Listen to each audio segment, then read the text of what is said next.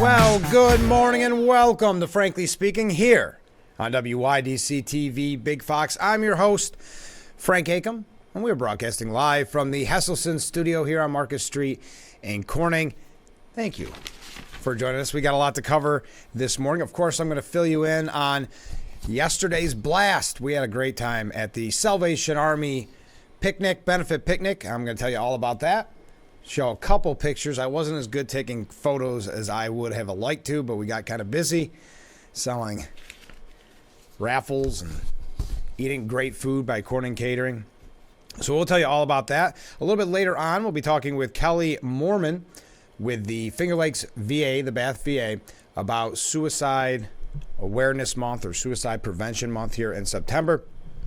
Got a couple other things we're going to be talking about as well. First, as an update to a story that I brought to you, I want to say 2 weeks ago, and that was video of those armed gang members, illegal immigrants, roaming the halls of that apartment complex.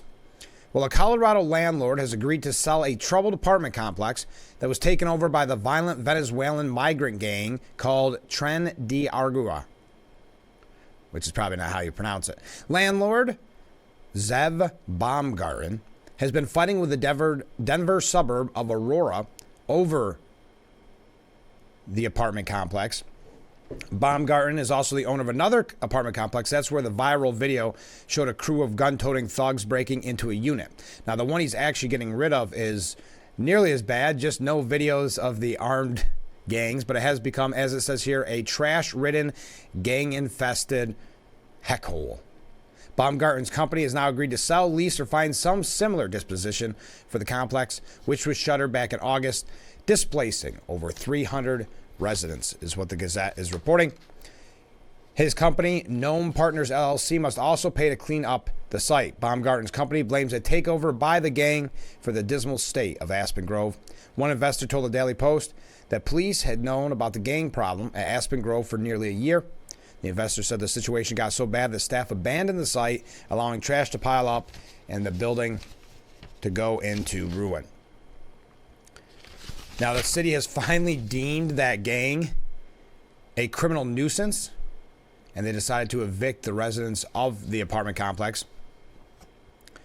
Now, Baumgarten has found himself facing more than 80 charges for building code violations, ranging from vermin infestation to power outages.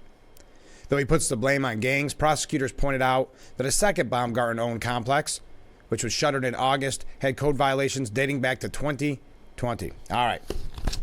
That was just a quick update to a story that we had for you a few weeks ago. We've got so much here about the Harris campaign, about the Trump campaign. A couple things, not too much, but a couple things here about Biden. We're also going to talk about some New York State issues as well. The Afghanistan withdrawal is front and center this morning as House Republicans and Democrats are going to issue dueling documents casting blame for mistakes made in the U.S. withdrawal. I see that Kamala Harris, and we may get to that in a second, she's trying to blame Trump for a withdrawal that happened under her and Biden's watch. And I saw a banner on the news this morning saying that the Republicans found no connection to Harris with the withdrawal, the decision to withdraw. Is that a good thing? I mean, don't you want your vice president making some decisions? Or being a part of the conversation? We were told she was a part of the conversation. Well, Republicans and Democrats will release dueling documents on the deadly August 2021 U.S. withdrawal from Afghanistan that is coming out today. As former President Trump's campaign seeks to make the decisions surrounding the exit a key in the final weeks before the presidential election. Now, according to an early report, that Biden was hell-bent on leaving Afghanistan, ignoring military advice and NATO objections and even Afghan pleas. That's according to the House report. President Biden was so hell-bent on getting out of Afghanistan that he rebuked any advice to the contrary, ignored the pleas of the Afghan government, and disregarded objections from U.S. allies. That was one of the key takeaways from the House Foreign Affairs Committee, more than 2-year investigation into America's chaotic and deadly Afghanistan withdrawal. Quote, during his decades-long tenure as a Delaware U.S. Senator, 8 years as Vice President of the United States and nearly 4 years as President, Mr. Biden has demonstrated distrust of America's military experts and advisors and has prioritized politics and his personal legacy over America's national security interests. The report, and it's a 350-page report, notes his administration consistently lied to and misled the American public to try to convince them to support his consequences be damned view that the U.S. should swiftly end its 20-year war in Afghanistan, the review said. Former President Trump's administration had previously created and entered into the Doha Agreement with the Afghan government and the Taliban to end the U.S. war in Afghanistan, but Biden forged ahead with little deference to the terms of the agreement, no matter the cost, though he would later blame the same document for forcing his hand. The Doha Agreement, formed in 2020, held the U.S. would withdraw its troops from Afghanistan if the Taliban met certain criteria. For example, the terrorist group was responsible for cutting ties with al-Qaeda and other terrorist organizations, ceasing attacks on U.S. and coalition troops, reducing violence against Afghan forces, and starting negotiations with the Afghan government. But Biden's reckless, blind determination pushed aside the agreement's critical details, is what the document is reporting. I don't want to get too much into it. You'll hear plenty about it. But it's important to know as Kamala Harris is blaming Trump for the Afghanistan withdrawal, which happened again under her watch. It's amazing. I heard her say something to the extent we can't go back. And it's just so weird to hear someone that's literally in the White House right now say we can't go back. For 3.5 years she's been there. It's just like when she says she's going to do something on day one, and you wonder why it hadn't been done yet. Now, this comes on the back of course, that the controversy over the visit to Arlington. But when you talk about this disastrous release that just is heartbreaking with the loss of lives and the equipment and munitions that we left there, all because Biden was set and determined that he was going to withdraw. It comes as no surprise then that Iran is now giving Russia more missiles, proving again that the U.S. enemies laugh at the Biden-Harris administration. Well, why wouldn't they? With the disastrous Afghanistan withdrawal, I believe it's ultimately what led to Russia invading Ukraine. Here's fresh proof America's enemies laugh at President Biden, and they'll do the same to his understudy, Kamala Harris, should she win the top job. Iran has now sent hundreds of short-range ballistic missiles to Russia. That's according to the Wall Street Journal. The export, on top of thousands of drones from Iran and missiles from North Korea, will help Moscow level civilian areas across Ukraine as Washington refuses to let Kiev use Western gifted weapons against the airfields that launched those attacks or nearly any other military targets inside Russia. And Iran's done, and let me try this again. And Iran's done it in defiance of repeated U.S. and European threats going back months. Understandable, Biden-Harris keeps saying don't and doing nothing when the other side does. Yes, and you follow this enough, but that's Biden's big line. I tell them don't. That holds whether it's Joe telling Vladimir Putin don't in advance of his invasion of Ukraine, or Kamala telling Central Americans don't when it comes to illegally jumping the U.S. border. Harris is afraid to face the U.S. media, for heaven's sakes, in a real press conference. Why would Putin or anyone else think she'd have the guts to confront real enemies? Yes, she does not even have the guts to go for a press conference. Have you noticed, too, they're already downplaying her debate performance. Now, remember, there's only one debate scheduled, so they're already setting the bar very low so that she'll hit it out of the park if she just does, an acceptable job. And yeah, as far as the schedule, as far as the calendar goes, that's the only time that we are aware of that Harris will be, quote unquote, unscripted, where she'll be speaking off the cuff. It's amazing.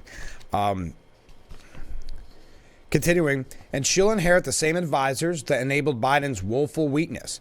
If she chooses new ones, her record as a California liberal tells us she'll be even more dovish.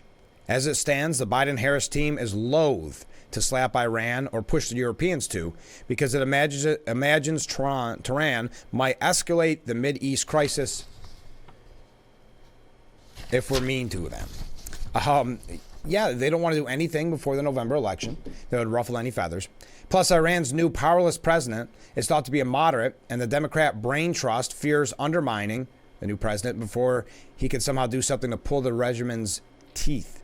As if any of the several other moderates installed in that puppet position over the last 6 decades ever made a lick of difference. And if Tehran wasn't actually afraid of Mideast escalation, its entire strategy is to bleed Israel with attacks by its various proxies across the region, while avoiding giving Jerusalem a clear pretext to launch direct attacks on Iran. The New York Times crackpot analysis, meanwhile, speculated President Biden's lame duck status could hamper a response, which we guess means Joe's still too busy sulking about getting forced to drop his re-election bid to do his job. Yes, he was on the beach yet again.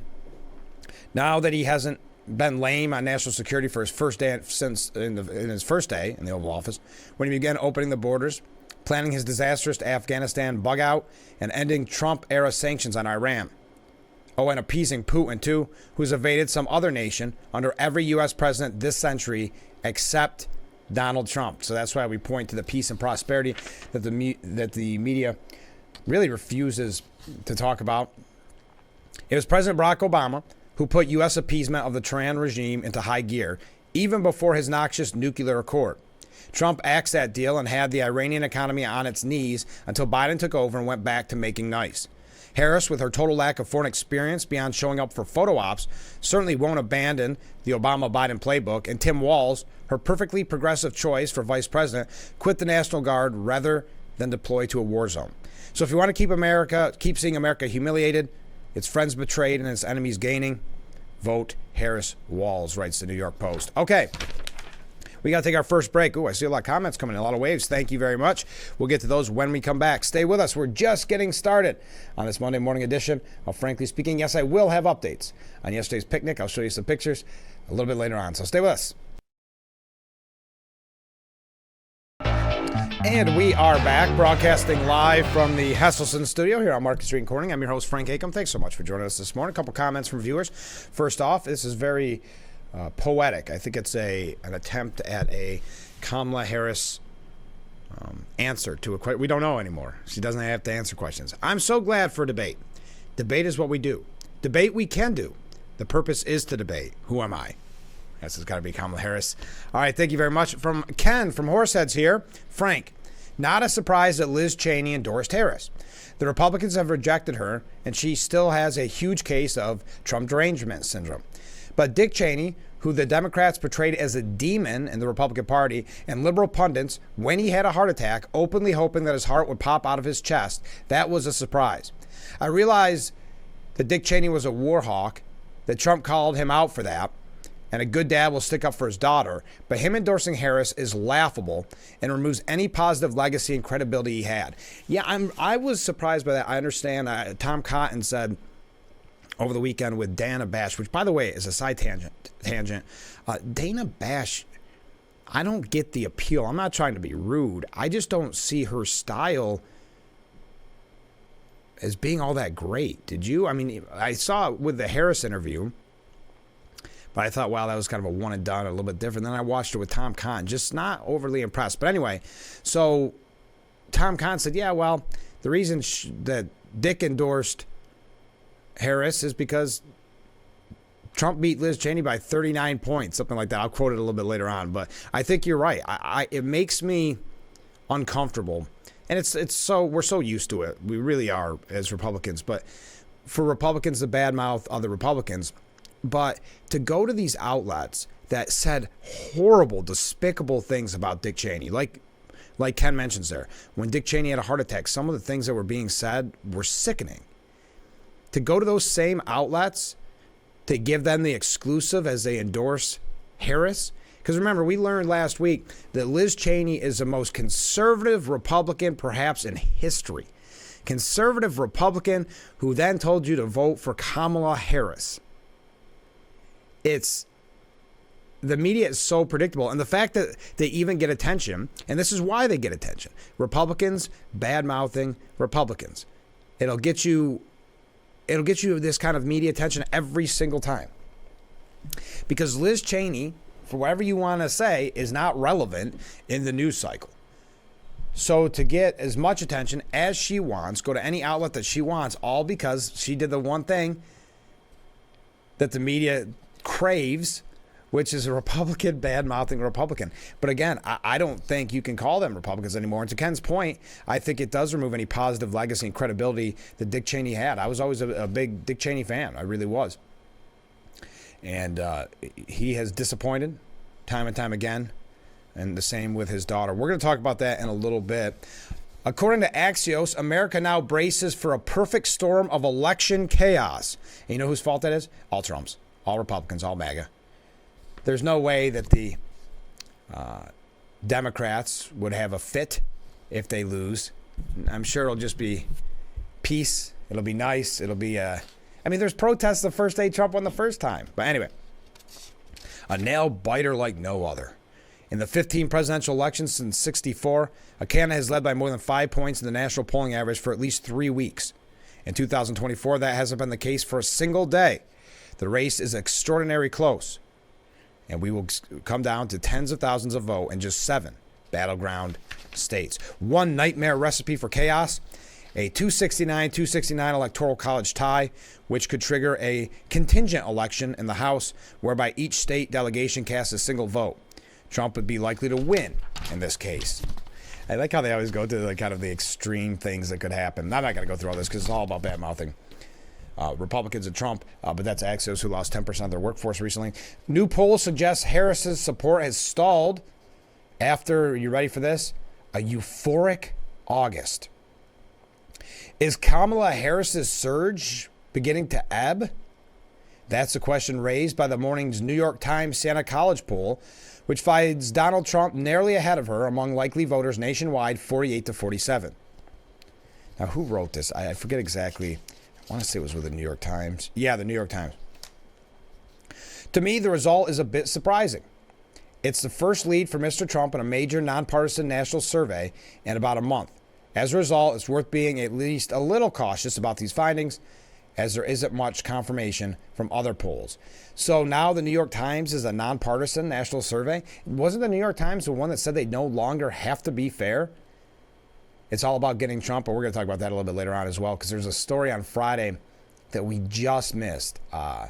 We ran out of time on the program, and so it's a little old, but I'm still going to mention it because it's worth it. But that said, it shouldn't be hard to explain if Vice President Harris's support really has faded a bit in recent weeks. After all, she was benefiting from an ideal news environment. An uninterrupted month of glowing coverage, from President Biden's departure from the race in July to the Democratic convention in August. It's possible she was riding a political sugar high. If so, it makes sense if she came off those highs in the 2 uneventful weeks since the convention. There's also a plausible reason the Times Santa poll would be the first to capture a shift back towards Mr. Trump. There simply haven't been many high-quality surveys fielded since the convention, when Miss Harris was riding high. There was a scattering of online polls this week, but there wasn't the traditional high-quality survey. All right. Well, do you think, I will say, when you don't give interviews, you don't do press conferences, eventually some people's eyes are going to move from the TV, from your website where there's no policy on there, and it could end up costing you a little bit of that euphoric high, that political sugar high. And Ryan King says it shows her campaign is fizzling. Well, there is no, I guess there is a campaign, but the campaign is to do as little as possible, say as little as possible, keep yourself essentially hidden other than scripted events. And to think there's, as far as we're aware, there is only going to be one debate unless something changes. Trump edged out Harris 48-47, as I mentioned. The poll mirrors the survey from late July when Trump led Harris among likely voters just after Biden dropped out of the race. Other polls have begun to show the 45th president regaining ground against his rival weeks after the DNC wrapped up. Trump's renewed razor-thin lead comes despite the fact that 70% of voters and 37% of those backing him felt the 45th president had uttered something they found offensive. Harris has surged in the polls across the board after getting jolted to the top of the ticket and captured the lead over Trump in the Real Clear Politics aggregate of polling. She also gained ground in the battleground state polls, which still remain largely a toss-up. I'm not going to go through all the numbers exactly. But I think, listen, if you're not going to give interviews, if you're just going to give rallies, you're going to start to lose some momentum. Harris has constantly maintained that she is the underdog in the race and that she is taking nothing for granted. Her campaign has touted momentum, including her topping Trump in the fundraising circuit, which I mentioned last week. Trump and Harris are slated to square off tomorrow. It's going to be a long week, isn't it, folks?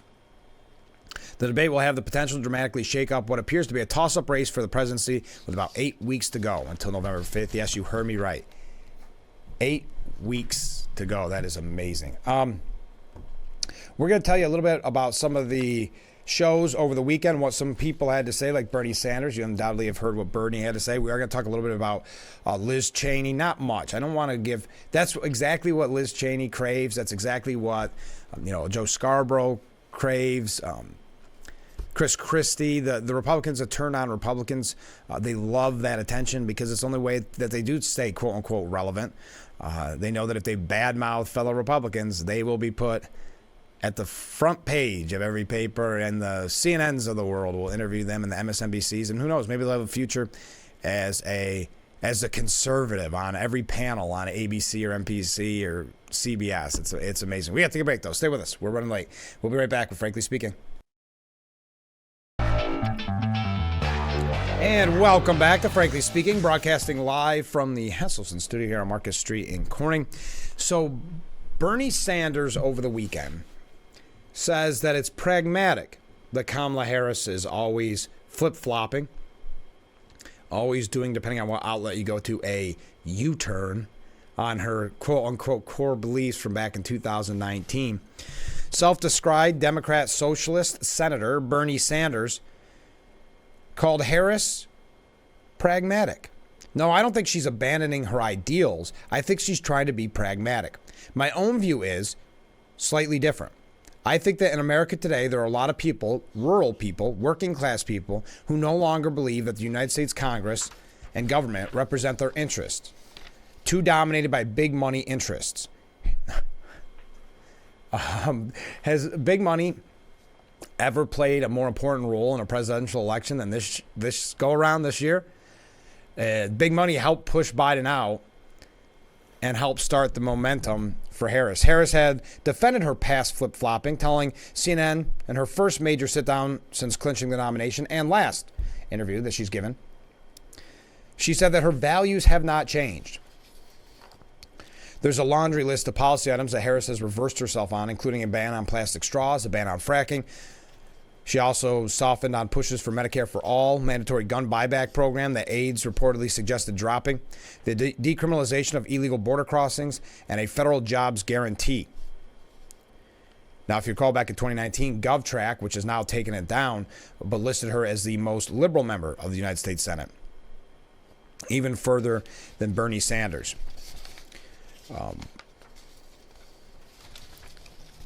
Bernie Sanders said bluntly, I would go higher than that. You've got three people on top owning more wealth than the bottom half of American society.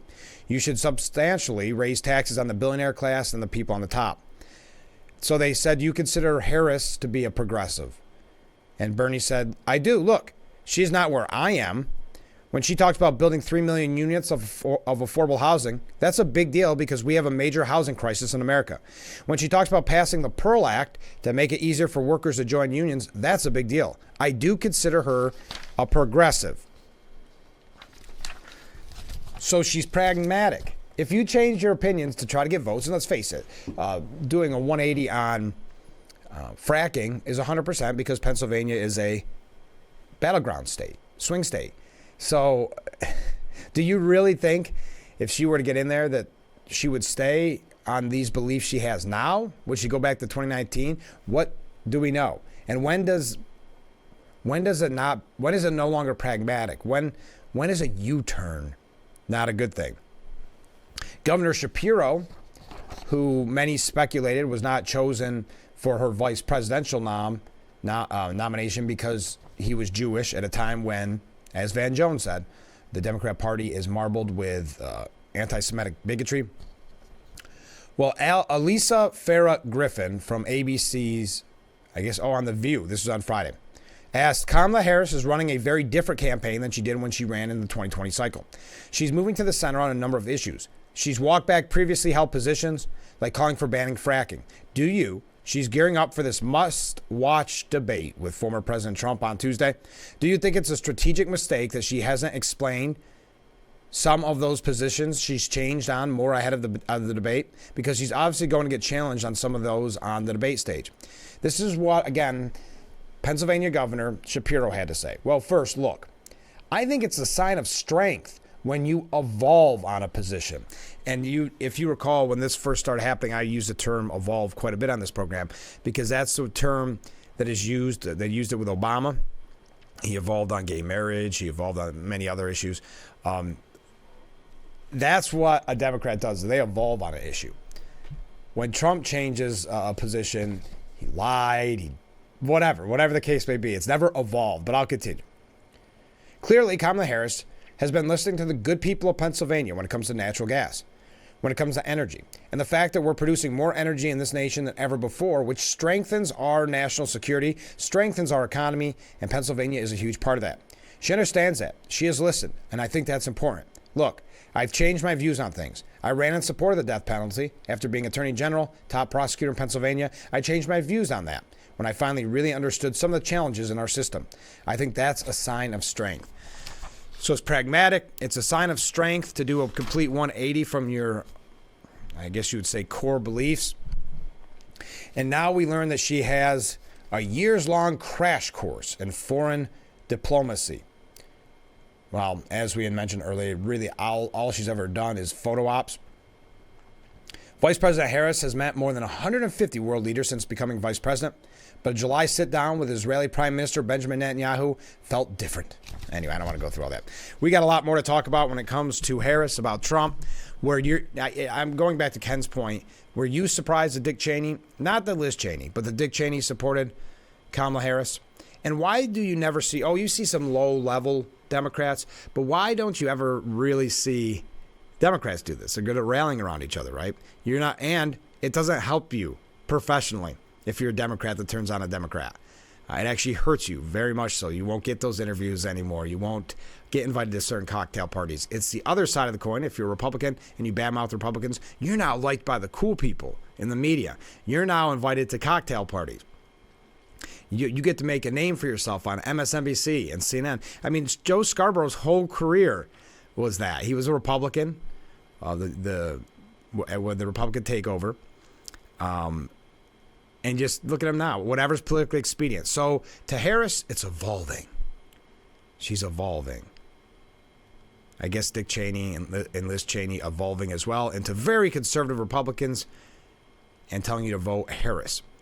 But yes, they'll get a lot of attention because of this. And I guess that's what Liz Cheney wants. She wants to try to sell another book, maybe get some more speaking slots on TV or on college campuses, because you can, as a Republican, bad-mouthing a Republican, but you don't get that when Democrats, and it happens so rarely, but when Democrats turn on Democrats. But we got to take another short break. Stay with us. We'll be right back with Frankly Speaking here on WYDC TV, Big Fox.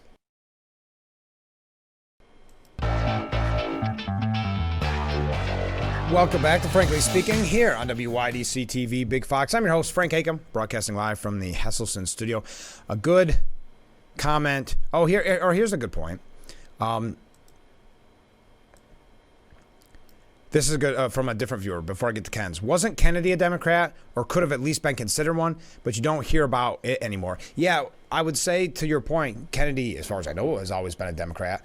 But look, that didn't help his career when he's endorsed Trump, is my point in this. So with Cheney, that will help their career. They'll get invited to parties that they didn't get to invite to before. RFK Jr., it was the opposite. His family turned on him. The media turned on him. That one actor even went after his wife, saying she hadn't done enough to disavow him. So she could even potentially lose her job. But this is what Ken had to say. Frank, you mentioned Iran sending missiles to Russia, which made me think about the following.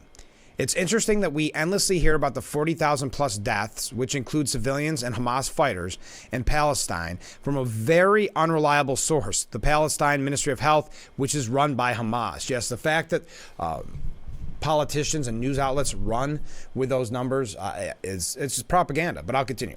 But we never hear about the tens of thousands of civilians dead at the hands of the Russians in Ukraine. It's hard to even get figures on the amount of civilians killed due to Russia openly bombing civilian areas. Yeah, where are the people, to Ken's point, where are the people in the streets, as we're seeing with these pro-Hamas protesters? Where are the people demanding that Putin stop? I don't know. You don't seem to hear it much. Okay, David Harsanyi. I like when David Harsanyi has an opinion piece, so I wanted to mention this. In 2019, Vice President Harris told CNN's Jake Tapper that social media companies, quote, are directly speaking to millions and millions of people without any level of oversight or regulation, and it has to stop, end quote. Does it? Every two-bit authoritarian in history has justified censoring citizens as a way of protecting them from the menace of disinformation. But social media sites, contra to the reliably illiberal Harris, aren't directly speaking to anyone. Millions of individuals are interacting and speaking to millions of other individuals. Really, that's what grinds the modern left's gears. Unsupervised conversations. I thought that was such a good point from David Harsanyi. Take the Brazilian Supreme Court panel that unanimously upheld the decision by one of its justices to shut down Elon Musk's X over alleged misinformation fears. We must assume that the Democrat Party's presidential nominee, who once promised to ban guns via an executive order, agrees with Justice Alexandre de Moraes' decision to shut down social media platform for refusing to bend to the state's demands on censorship. I don't really want to go into everything that happened in Brazil, but I thought it was important to again quote Harris, since she won't give interviews. As the late Supreme Court Justice Scalia once pointed out, every banana republic has a Bill of Rights. The question is, how close are we to being one? Uncomfortably close is the answer. If presidential candidates truly cared about democracy, they'd be advocating anti-cronyism laws and forbidding government officials from interfering with or pressuring private entities on speech. But these days, many Americans no longer view free expression as a neutral liberal virtue worth defending. Foremost among them, apparently, is a Democrat presidential ticket, wanting to silence on social media. All right. How am I doing on time? I'm doing good. I got some comments coming in. We'll read them when we come back. There's so many things to get to. Okay. Oh, this is what I was going to say, and this is a little bit of an older story, but we've been talking about the media bias so much lately, and this came in late Friday, and I printed it out, even though I knew it's going to be old. But if you missed it, the New York Times editorial board member, Mara Gay, says it's, quote, a little silly for journalists to hold Vice President Harris to the same standards as former President Trump. Gay was a guest on Thursday morning's Joe, where the MSNBC host bemoaned the sacrosanct wall between editorials and news when it comes to the presidential candidates, adding how absurd it was to believe that there was a moral equivalency between criticizing Trump and Harris. Gay agreed the choice is obvious between the two, suggesting there need to be a different standard applied to Trump. Quote, I think the challenge, not just for journalists, but really for the country, is that not only is Donald Trump a threat, but, it lowers the bar. So I don't think it's unacceptable. And I think it's important for our role as journalists to really push every candidate for office. And there are plenty of things we could hear from the vice president that we'd love to hear about, more policy speeches. It'd be great for her to take more questions from the press. Those things are important. It's just the context is different because of the extremism of the Republican Party, because of how extreme Donald Trump is. It's hard to hold both candidates accountable equally because one is committed to democracy and is functioning as a normal candidate and a normal American party, and the other is not. So a normal candidate that doesn't give any interviews, I see. So it's a completely different standard because guess what? They don't like Trump. And isn't it very convenient that they've labeled him this threat to democracy so they can say things like this? Well, one's a threat to democracy. So if someone's a threat to democracy, you don't want to hold them to the same standards as someone that promotes democracy. Apparently not free press, but so they don't even hide it anymore, folks. And so, this is really about the extremism of the Republican ticket. And it's important to hold all candidates accountable.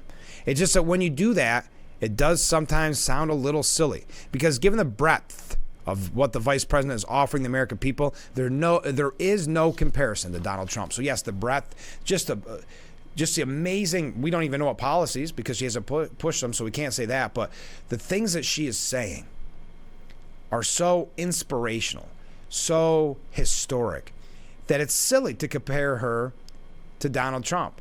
Donald Trump should be held to a different standard. Harris should be held to the standard that we're seeing now, which is a low bar, which is no interviews is fine. That's fine. Nothing that isn't scripted. No policy on her website. All of those things are hunky-dory because they don't like Trump. And Trump is a threat to democracy. So that there is what we're dealing with when we're talking about the media, where the New York Times editorial board member says it's silly for journalists to hold Harris and Trump equally accountable because one supports democracy and runs a normal campaign. I don't know how you can describe Harris as a normal presidential campaign, but whatever. Let's see. We'll just take her at face value. When the other one is a threat to democracy. So there is what we're dealing with in 2024 when it comes to the media. And unfortunately, I have a couple examples of that. We are going to talk a little bit about Trump's campaign. Got a couple things here. Some New York State issues, if we have a chance to get to them. A little bit later on, we're going to be talking with Kelly Mormon from the Bath VA. So you will not want to miss that. That's at the top. Well, not the top, but at the second hour. Oh, as a quick reminder, too, since I have a second here before I have to go to break. Don't forget tomorrow, the Tri-County First Responders Park in Gang Mills it's holding its annual remembrance ceremony on September 11th at 11 a.m. at the park. This year, they'll be honoring Brandon Salyards of the New York State Police Department at Horseheads Barracks and firefighter EMT Bobby Joe Richards of the Caton Fire Department as First Responders of the Year. So do not miss that. The public is welcome. Phil Palmisano will be presenting, as well as representatives from O'Mara's and Langworthy's office. So don't miss it. Now we've got to take a break. Stay with us. We'll be right back with Frankly Speaking here on WYDC TV, Big Fox.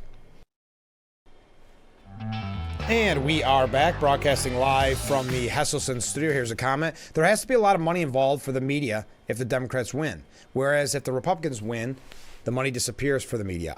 I'm not sure. I mean, if you look at the ratings, if you look at the advertisement dollars, it's not there like it used to be. I just read an article this morning how they're cutting back the late night shows. I know we talked about that a couple weeks ago.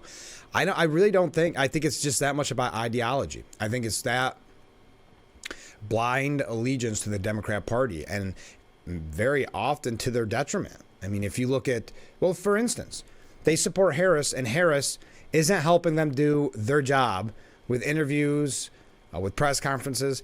I don't think they care because at the end of the day, it's all about their blind political loyalties. So I'm not sure. I don't think there really is that much money involved. I mean, there's taxpayer money that they always spend like wild, but I don't think it's really just the media wanting Democrats to win. Another comment, most politicians say whatever they think to get them in office, then conveniently forget. That's their core fear and Trump derangement syndrome because they know Trump will make good on his promises. Yes, we saw that back in 2016. And I remember how shocked and appalled they were that he was actually making good on the promises he said.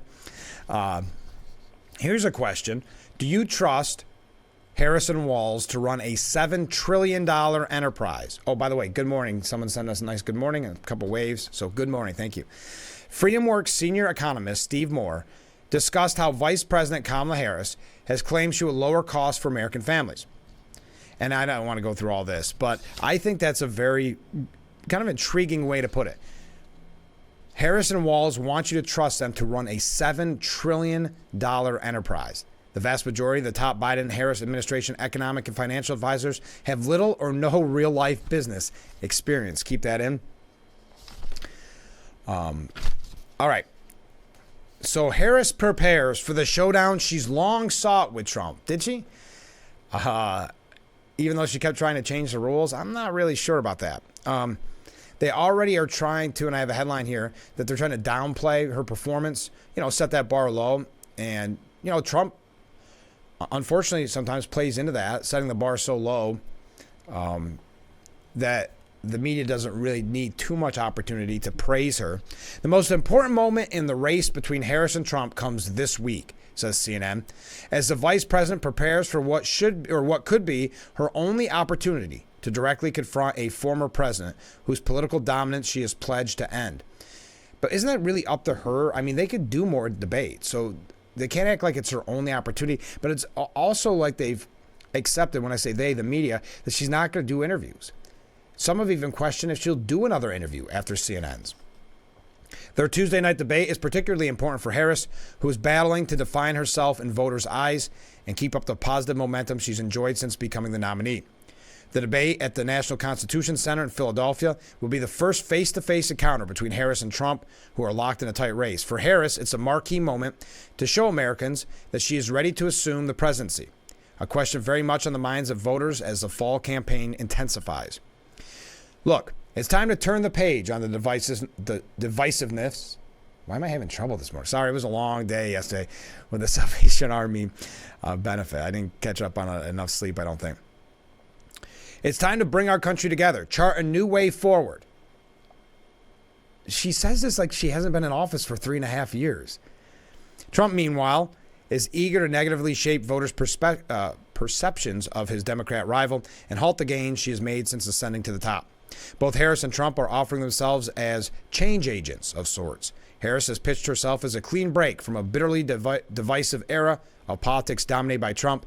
The former president, though, points to Harris's time in the Biden administration and says she bears the blame for inflation, high mortgage rates, and more. Trump's campaign and his allies have accused Harris of avoiding policy particulars. Why is it always Trump's campaign and his allies have accused her?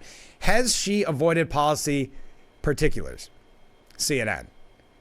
Why is that Republicans attack? No, she has. It's not even on her website, policy particulars. But Trump's incoherent answer last week to a question about how he would make child care more affordable was a vivid reminder that the former president has long brushed aside policy details and questions about the practicality of his proposals. Trump has also lobbed racist and lewd attacks against Harris. Oh, boy. So every piece starts off as it's going to be something about news on CNN and just turns into an attack on Trump and his supporters. No surprise. I don't know what I was expecting. But the Harris campaign is already downplaying her performance before it even happens. We're going to talk about that. I mean, it makes sense. The lower the bar you set, the easier it is for the media to come back and say it was historic. It was the performance of her life. Trump, it was on the ropes. I mean, yeah, we can write it already, folks. I would even say you don't even have to stay up tomorrow and watch it because we know what they're going to say. But we'll tell you a little bit more about this in just a moment. Stay with us. This is Frankly Speaking here on WYDC TV. Big Fox will be right back. And we are back, broadcasting live from the Hesselson studio here on Market Street in Corning. Thank you for joining us. So the Harris campaign is already downplaying her performance before it even happens. As the panelists discussed about the ABC News presidential debate, it was on the Big Weekend show. Tour de force aren't going to be what you hear from the headlines because the campaign's already downplaying her performance before it even happens, says Fox News correspondent Griff Jenkins.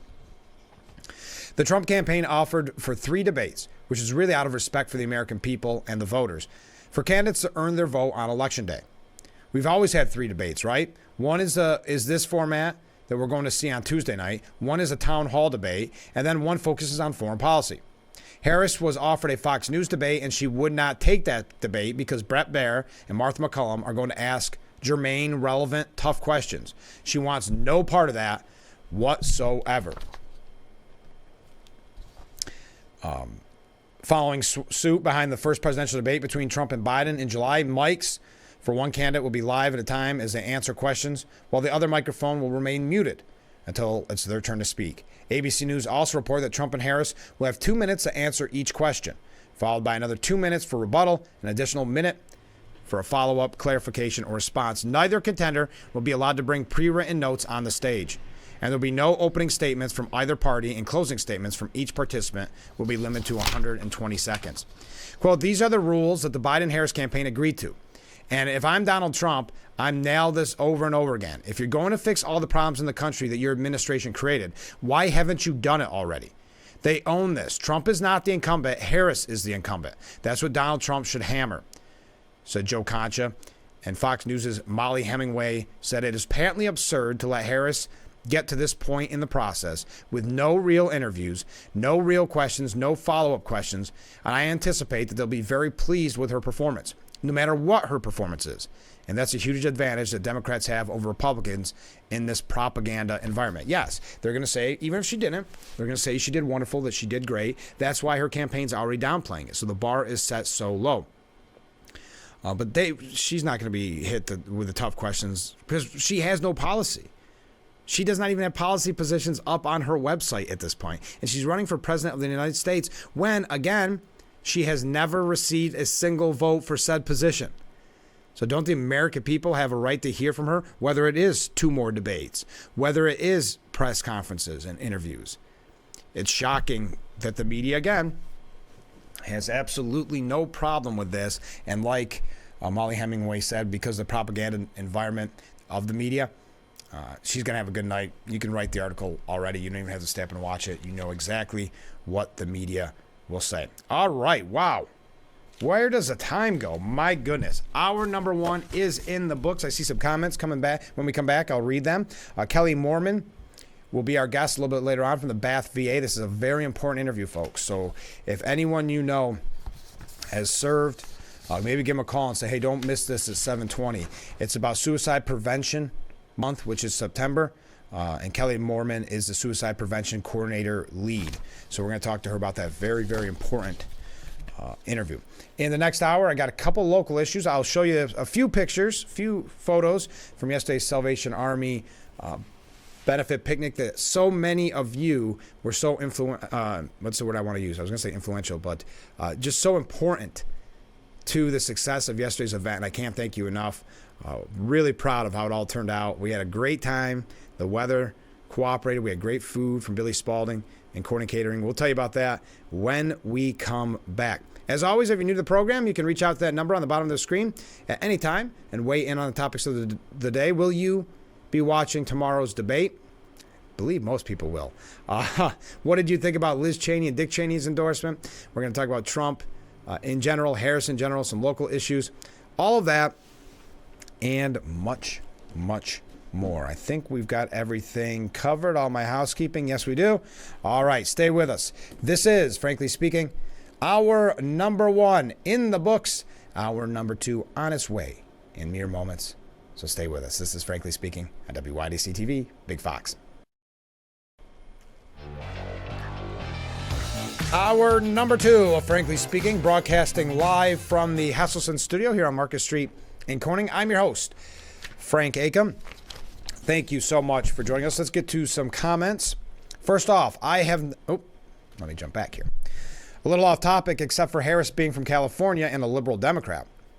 I have now heard the most absolutely ridiculous excuse for all the turmoil in California from the LA Times.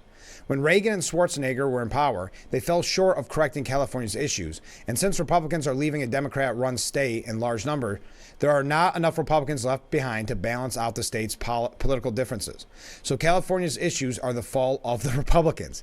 I can't wait till Hochul hears about this novel tactic to blame the other side for the Democrats' horrible policies in New York. Great point, Ken. That is hilarious in a weird way.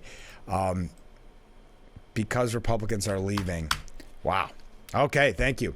What do you think about American University historian Alan Lichtman's revealing his prediction that Kamala Harris will be the next president of the United States? Good question. I saw that announced a couple of weeks ago now. Seemed a little confusing to me. It seemed like he kind of had to twist himself up into a pretzel for that. I saw some criticism and pushback because some of the assumptions about incumbency and like that, it was odd. I don't really know much about Alan Lichtman. I know he gets a lot of credit for getting predictions right very often, but sometimes it's the popular vote, sometimes it's the Electoral College, and doesn't say which one ahead of time. So I don't know. It's just one of those news stories that makes the rounds for a couple of weeks. What are your thoughts? How about that? All right, another comment. Good morning, Frank. Well, good morning. I was very much looking forward to the Salvation Army event yesterday, but was sick. Oh, no. I want to caution people that tick season is anything but over. I picked one off my arm about 3 weeks ago, and I've come down with a strain of Lyme. My public health tip to all, take a moment to check yourselves. I'm glad it sounded like a good time and a success. Boy, I'm sorry to hear that about ticks. Yes, that's terrifying, isn't it? Ticks are so prevalent anymore. So thank you for the public service. Let me show you a couple of photos. I didn't take as many photos as I should have. There's Assemblyman Phil Palmisano handing over the proclamation to Major. There he is giving a speech. And there's Mayor Bill Boland with us group. A few of us, not the whole group. So yeah, but we had a blast. I didn't get any pictures of the crowd. We had a great crowd. As always, great food from Corning Catering. Anybody that's been to any event with Billy Spalding and Corning Catering, you know the food is outstanding. And yeah, we had a good turnout. The weather was great. I wish I would have got more pictures of the crowd, but I was kind of running around doing some chores, if you will. So thank you everybody who attended. Thank you to everybody who purchased tickets, whether you could attend or you donated them. I really do appreciate it. We also had the Elmira Impact, the hockey team. They were there to help. That was fun. So yes, we had a blast. And one other part to this person's comment, I really missed the Tommy Hilfiger store on Market Street. The new storefront showcases nothing I'm interested in buying. That's a very clever joke because some of the people watching don't know what that means. Well, the Tommy Hilfiger store is no longer the Tommy Hilfiger store. It is now the Democrat headquarters here in Corning. So I thought that was funny. Thank you. Who was it over the weekend? Oh, John Cornyn. That's right. From Texas. He was on Fox News Sunday, and they asked him about the upcoming debate. And Cornyn said, I think he needs to let Kamala Harris talk, meaning Trump. Something she's been reluctant to do unless she's reading a teleprompter.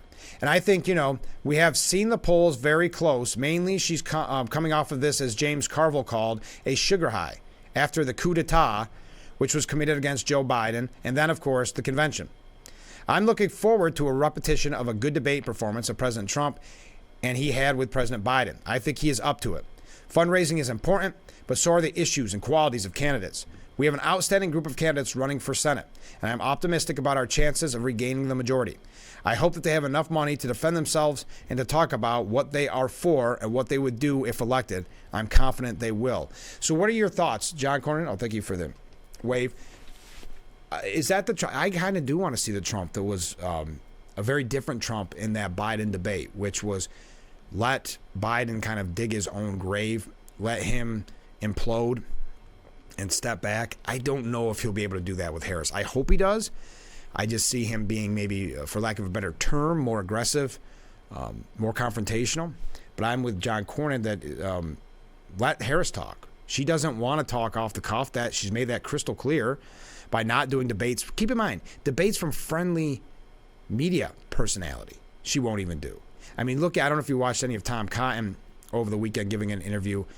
Another more hate-filled questions from Dana Bash. You could tell that dislike, that anger at any Republican. It's amazing. All right, I know everybody's favorite topic, Liz Cheney. Of course, Jonathan Karl at ABC gave her an opportunity. And this is why she badmouths Trump and Republicans and gets her father to endorse Harris. Because remember, what the media continues to tell us is Liz Cheney, that conservative Republican. Yes, the most conservative of all Republicans, telling you should vote for Kamala Harris. Well, Jonathan Karl says there was a lot of talks during the primary of the Nikki Haley voters. And some states seem like even when she stopped running, almost a third of Republican voters were looking for an alternative to Trump and voting for Nikki Haley. She's now saying that she is, quote, on standby to campaign for Donald Trump to help him get reelected. She's also, of course, calling him unhinged, unqualified to be president, diminished. What do you make of Nikki Haley's position on this? Well, Nikki Haley's doing the same type of thing in a way. Cheney said, look, I can't understand her position on this in any kind of a principled way. You want to talk about principles? Okay. I think that, the thing that she said, that she made clear when she was running in the primary, those things are true. Again, those of us who are conservative, those of us who believe in fidelity to the Constitution, have a responsibility and have a duty to recognize this is not about partisan politics. The country is going to need to rebuild true conservative movement when we're through this election cycle. But this November, casting a vote for Donald Trump or running someone in means that you've made the decision in too many instances that so many elected Republicans have made, which is to abandon the Constitution, to tell yourself that this is just simply, a partisan choice. That's not what we're facing this time around. So you're abandoning, according to Liz Cheney, we need someone like Liz Cheney to rewrite true conservatism, the true conservative movement. Is it Liz Cheney? She wants to talk about principles. Unbelievable. She also said, just to double down, just to show you what a good conservative Republican sounds like in the year 2024. If you look at Vice President Harris's speech, for example, at the Democratic Convention, it is a speech that Ronald Reagan could have given. It is a speech that George Bush could have given. It's very much an embrace and an understanding of the exceptional nature of this great nation, a love of America, a recognition that America is a special place, a recognition that we all have to work together to ensure that, and you contrast, to ensure that we maintain it. You contrast that with what we hear from Donald Trump, again, on a daily basis, that America is a failing nation, that America is a laughingstock. The trash talk of the United States of America very much is part of the message that Donald Trump is pushing. So at the end of the day, I think it's important for people to recognize he's not a conservative. So now, keep in mind, Liz Cheney gets to define what conservatism is. Liz Cheney, the same one telling you to vote for Harris. She continues, the policies that we're seeing him put forward include, again, on an almost daily basis, this notion of embracing global tariffs, that he's going to impose 100%, 200% tariffs. That is fundamentally an anti-conservative policy. It's also a policy that I point out to my friends of mine who say, well, we're going to vote for him because of this economic conservatism. It will choke off global trade. Will likely lead us down a path that we've seen before, for example, in the 30s. Lead to, at that point, it was a depression. So Liz Cheney now defining what conservatism is, and boy, Kamala Harris. Now, I guess, again, we have to ignore what she's been saying since 2019, what her actual policies are. She now sounds, this according to Liz Cheney, like Ronald Reagan could have given the speech that Kamala Harris gave at the RNC. Well, Trump trashed irrelevant Cheneys. Did you see that over the weekend? Dick Cheney issued a statement Friday evening in which he portrayed Trump as an existential threat to the republic. So, where is it here? There. Okay, here's the quote from Trump. Dick Cheney is an irrelevant rhino, along with his daughter, who lost by the largest margin in the history of congressional races. They couldn't get Scooter Libby, who did so much for them, but was so unfairly treated, pardoned. I did it. He's a king of endless, nonsensical wars, wasting lives and trillions of dollars, just like Comrade Kamala Harris. I am the peace president, and only I will stop World War III. What Liz Cheney did with the unselect committee of political losers is unthinkable. She and her unselects deleted and destroyed all evidence and information. It's gone. Much of it proved that Nancy Pelosi was responsible for January 6th, didn't provide security. Cheney and the others should be prosecuted for what they did, but Comrade Kamala is even worse. Not happy. Okay, we got to take a short break. And we're going to see what Tom Cotton had to say about that. I don't want to spend too much more time on Liz Cheney, but stay with us. This is Frankly Speaking here on WYDC TV. Big Fox will be right back. I just ran upstairs. Sorry about that. You got a little extra stars there. I didn't get a chance to read everybody's comments, but welcome back. How dare Cheney compare a closed-door communist with Reagan? Also, wasn't Reagan once a Democrat? Good point. Yes, he was. Has anybody seen that movie yet? Reagan. I have not. I'm just wondering if anybody's seen it because I'd love to hear your opinion. I'm not sure why the facts that Kamala Harris avoids questions isn't enough to give pause to more Democrats to at least question this and consider why. Policies matter. Yes, I would think when you didn't have a say in who your candidate is, you would want more answers, right? You'd want more specific policies. Next up, good morning, Frank. Well, good morning. I'll gladly trade the Cheney family vote for the votes of RFK, Elon, Tulsi Gabbard, and the Walz family. That's a good point. And you notice the discrepancy in coverage between Liz Cheney and RFK, Tulsi, Elon, Walz, especially the Walz family. Man, Dana Bash made it sound like Dick Cheney had the biggest role in the Republican Party today. I mean, it's amazing. Telling Tom Cotton, well, this endorsement's going to swing some people. Is it? I mean, I liked Dick Cheney when he was vice president. I'm very disappointed in this, of course. I mean, but again, I think Tom Cotton had a great point about this over the weekend when he was on State of the Union. Dana Bash said, I want to start with some of the endorsements that Kamala Harris got this week, particularly from former Congresswoman Liz Cheney and her father, the former Republican Vice President Dick Cheney. Cotton said, you have Dick Cheney endorsing a Democrat, and you have a Kennedy endorsing a Republican. I think what it tells us is that there's a lot of ferment in American politics. But in the end, endorsements are not going to make the difference in this race. So Bash just can't let it go. This is how you know that the difference in coverage when it's a Republican as compared to a Democrat. So Bash says, you don't think his endorsement of a Democrat with that kind of pedigree is going to make a difference with swing voters? So now, according to Dana Bash, I mean, I guess Dick Cheney has all the power in the world of the Republican Party. I mean, it's kind of laughable, really, at the end of the day, that she all of a sudden is defending Dick Cheney's power. CNN, these same places that hated Dick Cheney when he was vice president. McCann said, well, I mean, some of this is probably Donald Trump beat his daughter in her last election back 39 points. I think most Americans are going to look at this race and compare the records they have against the very unusual race. When you have a president who served in office, who brought good times to America, and you have Kamala Harris, a San Francisco liberal who has brought to America exactly what you see in San Francisco as well. She didn't like, Bash clearly didn't like when he brought up the fact of the 39 points that Liz Cheney lost by. But yeah, all of a sudden, Dick Cheney, Liz Cheney, very influential, very conservative Republican. So conservative that they're telling you to vote for Kamala Harris. We had another comment here. To follow the rules of the debate, which include no notes at the podium or contact with members of the campaign during breaks, Trump should require that ABC and a representative from his campaign check Harris for an earpiece, which would be easily concealed under her hair. If the Democrats could cheat, they will. Here's an interesting thought on this. I'm just going to say this, not to disagree with you or anything like that, but I don't know. People say, I wonder if they had an earpiece. I think an earpiece would be the most distracting thing. I've got to think there's better ways to cheat than an earpiece, because I don't know if you've ever tried to use one. These don't have sound coming through. I mean, they do, but not someone talking to me, I should say. I don't think I can handle it, if I'm being honest. I don't think that helps. Like I said, there could be other things. I don't think someone telling you what to say while you're trying to say it, I mean, you'd have to put a lot of practice time in. But that's just my personal opinion on it. So thank you for the comments.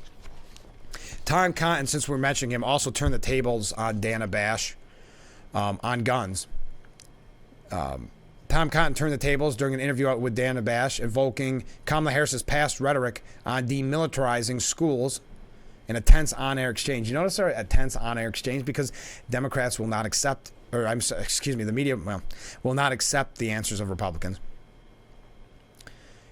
She talked about J.D. Vance lamenting the school shootings as a fact of life. The AP headline was later replaced after Vance's team and online critics deemed it blatantly misleading. Do you remember when they put that he just said it was a fact of life? Do you accept the school shootings like they are just a way of life now? Bash asked Cotton. Absolutely not, and J.D. Vance doesn't either. Cotton went on to praise the school officers on site who approached the 14-year-old shooter and took him into custody before highlighting Kamala Harris's recently unearthed comments about her support for removing police officers from schools. Here's what we do know about the shooting, even if we're still gathering all the facts. It wasn't as bad as it might have been because there was a school officer on school premises that was able to neutralize the shooter. Kamala Harris wants to take police officers out of schools. She said it in the past. Now, the video from 2019 surfaced last week showing Harris declaring her support for removing police officers from school in an effort to demilitarize campuses during her time as a California senator. That's her position, Khan said. That's not surprising because she's constantly taken positions against law enforcement throughout her career as a San Francisco liberal. If the police officer hadn't been there, if Kamala Harris had gotten her way, many more students and teachers would have been killed. Tom Cotton's really been a force to be reckoned with lately, isn't he? Man, doing a good job. When we come back, we're going to be talking with Kelly Mormon about about September being Suicide Prevention Month. We're going to talk to her. She works at the Bath VA or the Finger Lakes VA. Don't forget, on September 11th, the Tri-County First Responders Park in Gang Mills has a beautiful ceremony. I look forward, that's the wrong term, but it's just a special event. I don't want to say look forward to it because it's 9/11, but it's such a touching moving. It's difficult, especially when TAPS plays, event that they put together. It's obviously Wednesday, September 11th at 11 a.m. at the park. This year, they'll be honoring Brandon Salyards and EMT Bobby Joe Richards of the Caton Fire Department, Brandon Salyards from the New York State Police Department. So that is on the 11th at 11 a.m. I wanted to mention that if you've never been to it at the Tri-County First Responders Park in Gang Mills, highly recommend it.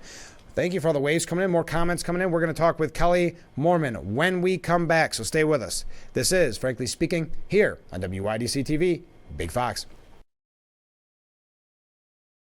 Welcome back to Frankly Speaking here on WYDC TV, Big Fox. I'm your host, Frank Acom. We're broadcasting from the Hesselson studio, and joining me on Zoom this morning is Kelly Moorman. She's a suicide prevention coordinator lead at Finger Lakes VA. Thanks so much for being on the show, first and foremost. Sure. Thank you so much for having us. Well, this is important having you on because many may not realize that September is Suicide Prevention Month. Mm-hmm. So when you talk about Suicide Prevention Month in the Finger Lakes VA, what does that mean for you? Well, certainly, I mean, it's not just 1 month for us that right. we're in this field, but Suicide Prevention Month is really bringing about the awareness, really targeting every area that we can possibly get to in the month of September, mm-hmm. to bring that awareness out to everybody, and to let them know how they can help, and that you don't have to be a trained clinician to help somebody and possibly save a life. That it can be something as simple as asking someone how they're doing, or asking to go get a cup of coffee, just checking in, like we hear about buddy checks all the time. Sure. Well, so that's interesting. I hadn't thought about that because we're going to talk about some of the programs you offer, but I was going to ask, someone like me who didn't serve, how can we help? So it really is just being friendly in a way. Yeah, really, just checking in and, checking on your neighbor, checking on your friend, checking on your buddy. Certainly if you did serve, checking with those that you served with if you're still in contact with them. Sure. But checking in on your best friends, your family members, your coworkers, your colleagues, your neighbors. Could even be just a smile in the grocery store, honestly. Right. For someone that you don't know. That could be just all they needed, Yeah. Wow. It's pretty sad we have to tell people not to be grumpy. Yeah. Be friendly. But no, I think that exactly. It's great points. Now, how are some of the ways that you're spreading awareness about this? We across Finger Lakes, we're doing, certainly we're out in the community just about, our kind of running joke is we'll go anywhere and everywhere they let us go to talk about sure. this. But we're out at, local parks, at fairs, at, we have a walk that we're doing just among the staff, really, but about anybody that wants to join us on all of the campuses for Suicide Prevention Month on the 23rd to raise awareness. We're at motorcycle rides, we're at, sportsman's raffles, anywhere really that we can go. So well, that's great because it is so important, and it's nice to know that we can all help. But let's talk about some of the programs that you offer for those that are in need. Certainly. We do. We have our outpatient clinic, mm-hmm. And those are, we have several of them actually. Rochester, Canandaigua, Bath, Elmira, Wellsboro. We have many of them across the area that people can walk into anytime that they're open if they need help. We actually have now our Compact Act program, so if a veteran is having thoughts of suicide, they can go into any hospital. The community hospital doesn't have to be a VA hospital, and our team will get notified. Oh, great. And if it's if they're in that urgent suicidal crisis, it's likely that will be paid for by the VA. So they're recognizing that it's you don't have to worry about the cost, basically. Take that off the table if you're having sure. those thoughts of suicide. We have, inpatient facilities that we partner with in Syracuse and Buffalo, too, if someone does need longer-term inpatient mental health care. But we have our domiciliary in Bath for those veterans that may need some help getting through mental health and substance abuse struggles or housing issues. All of those things kind of combine, too, so... those are just a couple. Oh, yeah. Wow. But you hit on such an important point, especially when you're talking about going into really any medical facility. It in no way should ever be about the cost if you're Correct. Seeking help. So how important is that program? It's huge. Yeah. It rolled out just this past year, actually, so nationwide. So wow. It's been a great thing for veterans to kind of know, I think. And certainly our Compact Act social worker has been getting out and spreading the word to all the local hospitals too. Mm-hmm. And I think the hospitals are happy to take, to let veterans know that as well. and to partner. And then it puts that link too. So if they weren't engaged with VA care before, maybe we can get them enrolled in VA care too. Because we do know that our vets that are working with someone through the Veterans Health Administration are more likely to have that connection. They're seeing other veterans. Some of our staff here are veterans themselves, Right. across all the areas too. So they, and we're trained. I mean, we know about military culture. We know about, certain things that veterans are experiencing that maybe, the general public aren't. Some of the additional stressors that they've been through. And I think it's interesting, and I've heard this been said numerous times in the past, that vets always look to help other vets, but they don't always look out for themselves, right? Have you found that to be the case? Yeah, it can be. Yeah. I always go back to, my grandfather was Navy, and he was always told, pull yourself up by your bootstraps. Sure. And unfortunately, that's kind of traveled through. We're trying to change that in the culture, change that whole culture that it's okay to talk about things and it's not a sign of weakness, Right. to reach out for help. So we're really trying to change that through. But yes, typically peer-to-peer has a very strong connection, which is why we do have peer supports, and we do try to hire those that are veterans themselves to work with other veterans. So Do you think, I know this has been a battle with so many different groups that I've talked to, not just for veterans, but in general, where there's a stigma, not just in the military kind of code, but a stigma in seeking help. yeah, there is that stigma. It is across the board, certainly. Yeah. Yeah. Mental health, but yes, it is very strong, and certainly our military and a lot of our first responders as well. Exactly. Police, firemen, EMTs too. But so yeah, we like I said, we are trying to change that culture just to get it to not be something that's a sign of weakness. Like, it's okay to ask for mental health. Exactly. I will say, I do think one good thing that came out of the whole COVID thing was people started checking in with people and checking mental health. Yeah. So if there was a good thing that came out of that, it's that maybe now we're recognizing that mental health should be treated just like regular health. Has anybody ever told you have a very positive attitude? Yeah, You we're find not the afraid to ask about a heart attack history or Right. diabetes. Why are we afraid to ask about depression or bipolar or trauma history or anything? You know? No, I totally agree in that. I know you try to raise awareness, to use that term again, that there is no stigma involved anymore. That, going back to your point, and I do like that you found a silver lining in COVID, but that COVID opened up our eyes to a lot of things that perhaps in the past would have been frowned upon, and now you're saying, no, we all went through a lot, and especially those who served went through a lot in their whole careers. There's no shame whatsoever in seeking help. Right. So I'm glad that you're raising awareness on that. Have you found there are other obstacles that you face when dealing with getting those that need help? Certainly the biggest hurdle is getting them to, admit, if you will, or to reach out for help. Sure. And sometimes that takes the families trying to, say, hey, something's different, like you're not the same anymore, or something's changed even since you've been back home. Sure. And there's a program called, Coaching into Care, that family members and close friends can go and look at to learn about how to talk to their veteran about what's going on and how to help them get help. That's the big thing. Sometimes, certainly, it's transportation issues. Okay. So we always try to bridge that gap, certainly in our outlying areas for sure.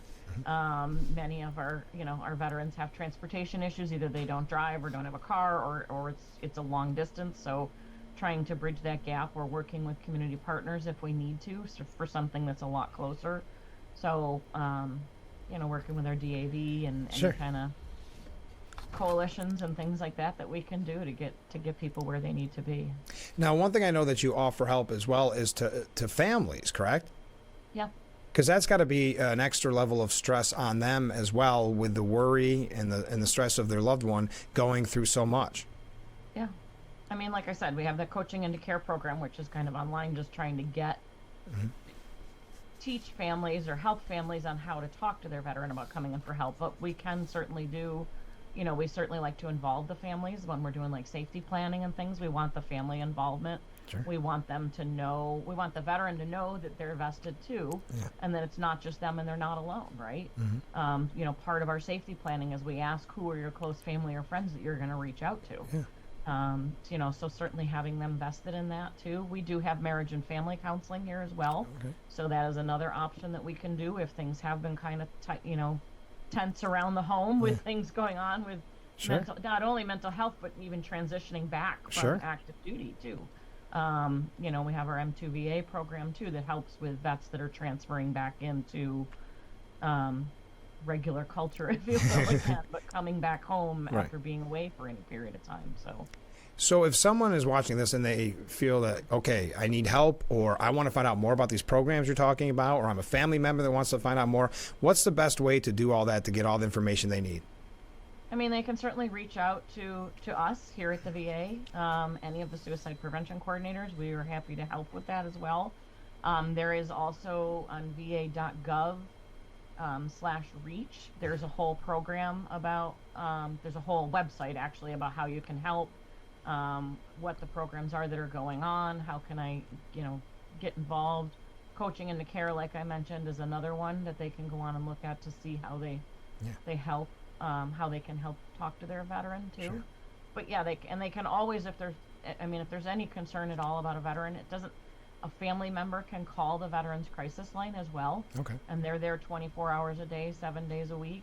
Certainly if they're in, the throes of attempting to hurt themselves, then we say 911. Of course. Get to a hospital immediately. But if they're having some of those thoughts, or they're struggling, or they're, in some sort of mental health crisis, or, very depressed or anything like that, you can certainly call 988 and press 1 anytime, 24 hours a day, 7 days a week. Okay. Well, Kelly, the crisis line is going to want to talk to not only to the family member, they're going to want to try and talk to the veteran as well, obviously. Of course. Could you give that number again? What is it? 988. Okay. And then veterans press 1 to reach the Veterans Crisis Line. All right. Well, Kelly, thanks so much for being on the show this morning. Absolutely. This is important. Thank you for having Well, us. it's an important message, and anytime you want to come back on, it doesn't have to be September, okay? All right. All right. We'll be right. Take you up on that. Please do. All right. We'll be right back with Frankly Speaking. Stay with us. And we are back. Thank you again to Kelly Moorman for being on the show this morning. September is Suicide Awareness Month, so I'm glad that she could join us from the Bath VA. Okay, a couple comments from viewers as we move along here. Call Adult Protective Services. Clearly, Dick Cheney being forced by Liz to endorse Harris is evidence of elder abuse. Did you also see that George W. Bush has no plans to endorse at all? That he, quote, has been out of President Bush retired from presidential politics years ago, so will not say who he or Laura will be voting for. Another comment from a viewer: as a Trump supporter, I feel alienated and shamed by the mainstream media. I feel that we are being manipulated towards socialism.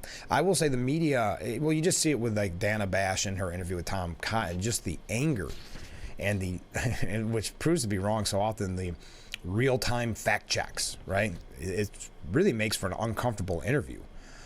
And we know that the same pushback, well, it hasn't happened with Harris because Harris hasn't given an interview, but you don't get that same pushback when it's a Democrat surrogate. Another comment from a different viewer: President Trump recently made a statement about firing people in government and revamping free speech laws. I'm thinking he should not have said that until after he was president. That's a fair point. It's like using a stick to wake up wasps before you use a bug spray. That is a very good point. Another comment from Ken. Frank, Tom Cotton for president 2028. He has been very, very impressive lately, hasn't he? And just the way he handles people like Dana Bash and the others that he was on with Jonathan Karl, I believe. Him and J.D. Vance have both been, I think, really remarkable in the face of, really hostile environments.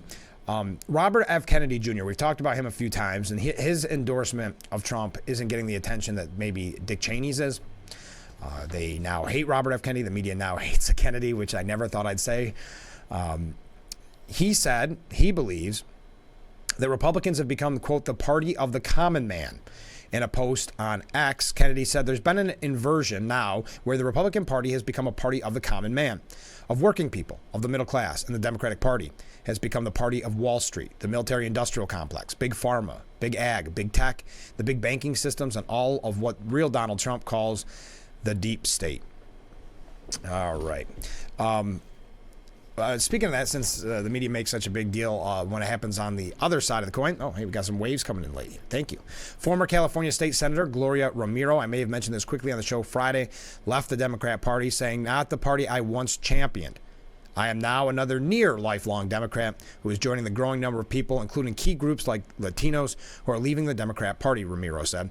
This is not the Democrat Party that I once championed. I do not recognize it anymore, and I cannot continue.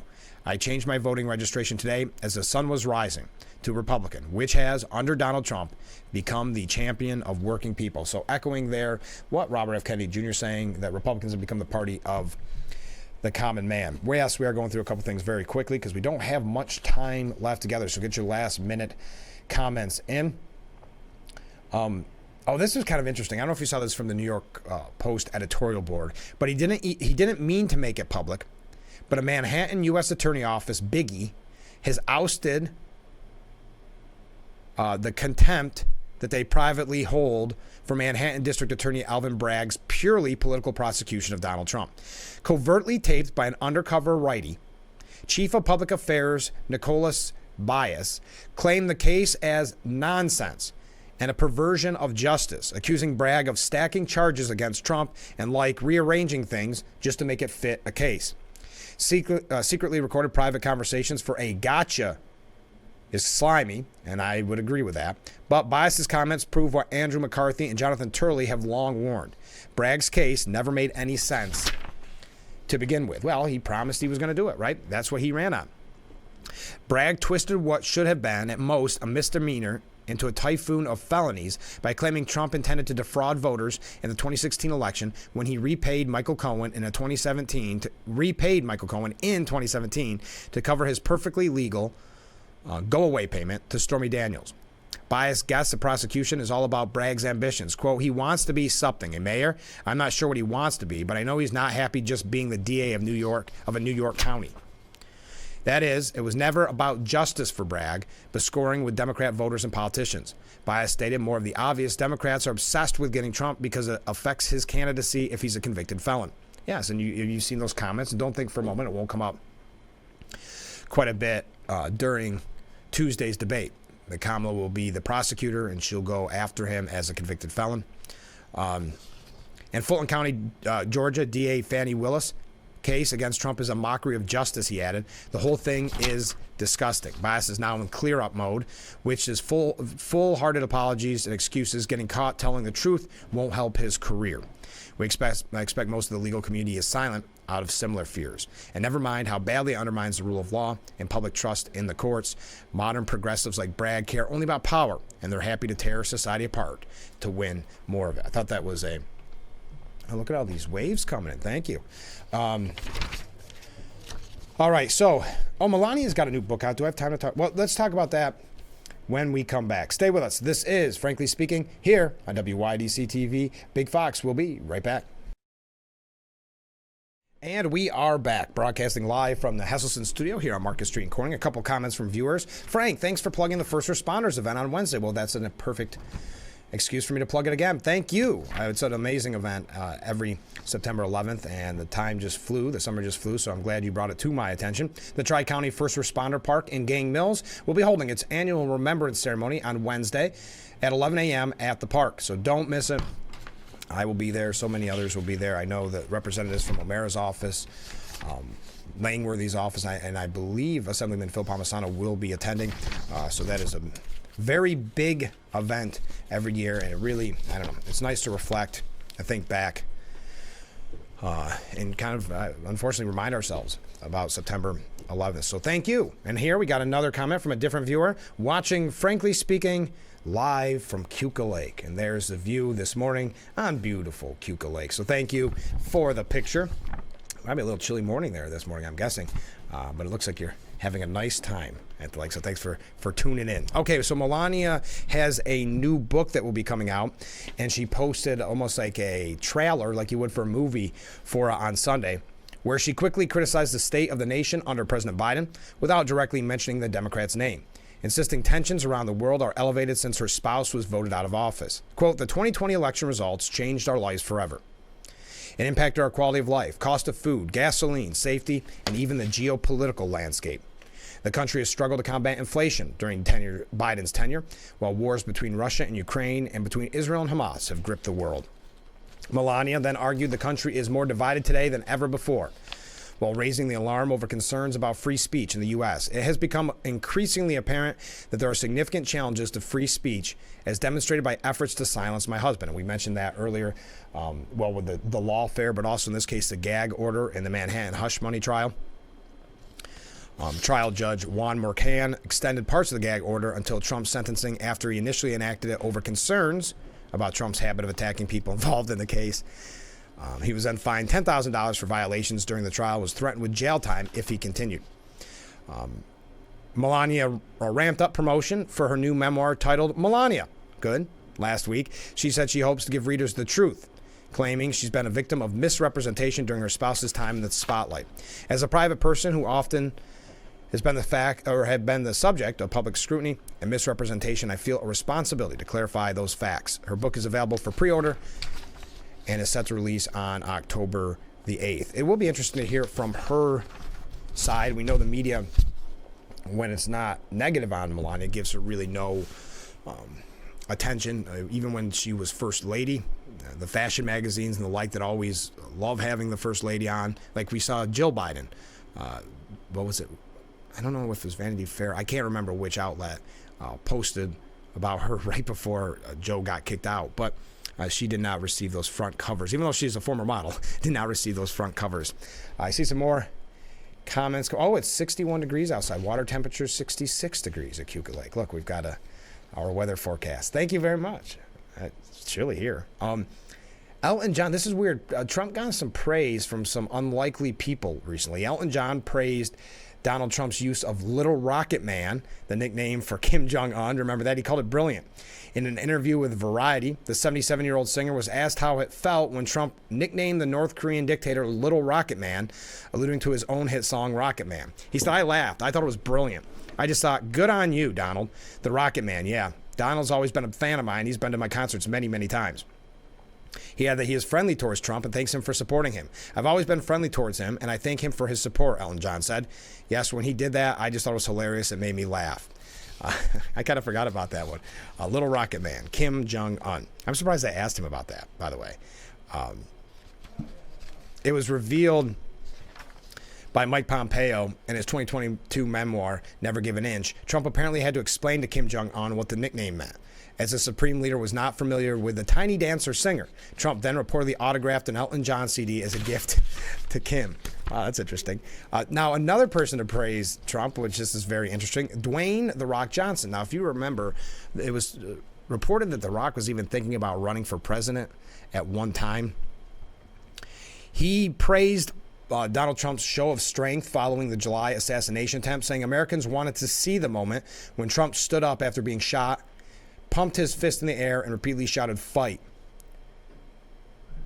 Saying whether you love Donald, don't love Donald, it doesn't matter. They tried to assassinate him. There's no room for that. Despite it being who we were in this moment, I still believe in my core that this is not who we are as a country. So him standing up at that moment, we wanted to see that. All right. Now, we've got to take another short break. Get those last minute comments in. We've got a couple quick New York. Oh, I meant to bring up one New York issue. We're going to be jumping around a lot in the next couple of minutes. There is a piece. I'm not sure if we're going to have a chance to get to it. Victor Davis Hanson put it together. I believe it was on Friday. So you may have already had it come across your desk. But it was called A Decade of Untruth, adding up the media's lies about Trump and Biden. This goes to what that comment from that viewer about being manipulated by the media. It's a pretty interesting piece. It's 3 or 4 pages. I would highly recommend it. For some 9 years, the media and the left have successfully fed the country a succession of rank deceptions and conspiracies. They did so because they proclaimed Trump too dangerous to be president, and therefore any means they employed to stop him were to be justified. And the New York Times said that over the weekend as well. If you recall, I just mentioned it on the program not that long ago, saying it's silly to compare Harris and Trump. And their words, and I'm paraphrasing, was that Trump is a threat to democracy and Harris isn't, even though we don't know Harris's policies, of course. They did so, and I think that's a very important point. They did so because they proclaimed Trump too dangerous to be president, and therefore any means that they employed to stop him were to be justified. and they're going to do so a third time in 2024. As they continue, they have all but destroyed democracy, ruined the reputation of the media, alienated the public, and embarrassed their country before the world. So that's Victor Davis Hanson. Wanted to get your opinion on that. But let's first take a break and keep those comments coming in. This is Frankly Speaking here on WYDC TV. Big Fox will be right back. And we are back, broadcasting live from the Hesselson studio here on Market Street in Corning. Here's a comment from a viewer. The dangerous, the Dems refer to, is the danger to their agenda, not to we the people. Yes, it really is. At the end of the day, well, it's very much like Biden would still be the nominee if he were to be elected. It's not about his health. It's all about election and the power. Now, the GOP is going to do a Pennsylvania onslaught to all of our Pennsylvania friends as Democrats battle to keep a really difficult Senate seat. Senator Bob Casey is bracing for a GOP onslaught after a summer where he and his GOP opponent, David McCormick, have engaged in a brutal exchange of attacks in the marquee U.S. Senate race in Pennsylvania, leaving the race in a dead heat. Republicans are preparing to drop more than $100 million across the airwaves in the final 2 months of the campaign. Now, on the New York side of things, and we are going to rush a little bit, GOP must go on the offensive to win New York swing districts and expand the House control. So very much going through New York yet again. Keep that in mind if you want to get involved. Maybe help some of these candidates.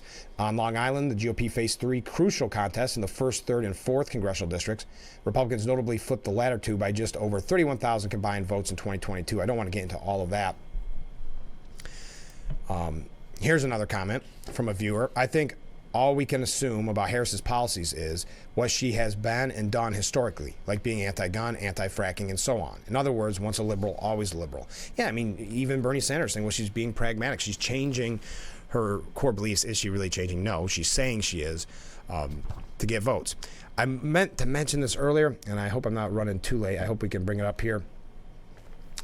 Congressman Langworthy, this is for our friends that were hit by the flooding. After touring the hardest hit areas and speaking directly with residents, it's clear that the southern tier needs support from FEMA to recover and rebuild from Hurricane Debby. Allegheny and Steuben counties have suffered millions of dollars in damages to roads, bridges, and critical infrastructure.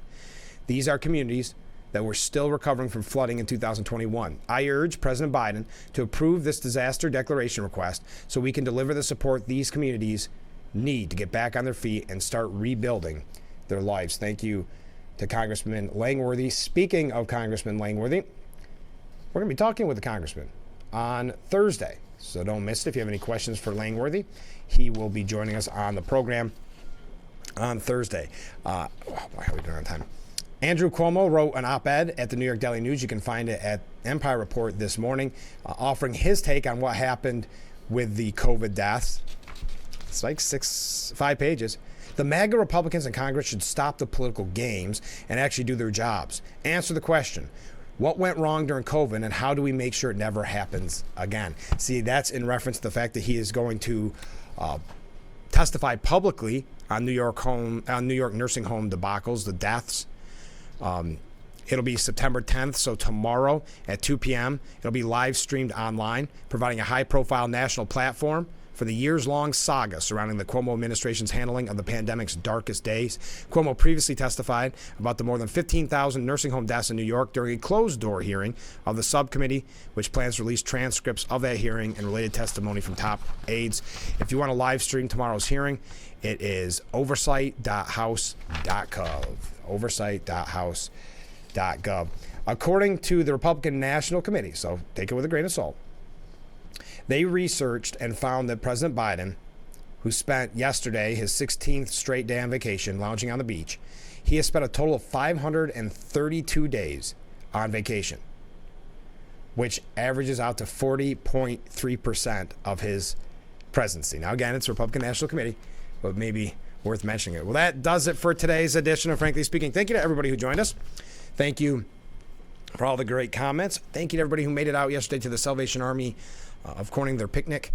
It was a blast. We had a really good time. The weather was really good for us. But thank you to those who couldn't make it but still bought tickets or made a donation. We had a few people come up even the day of and, hey, I can't stay, but here's some money. And it was a very successful event. It's exactly what we needed.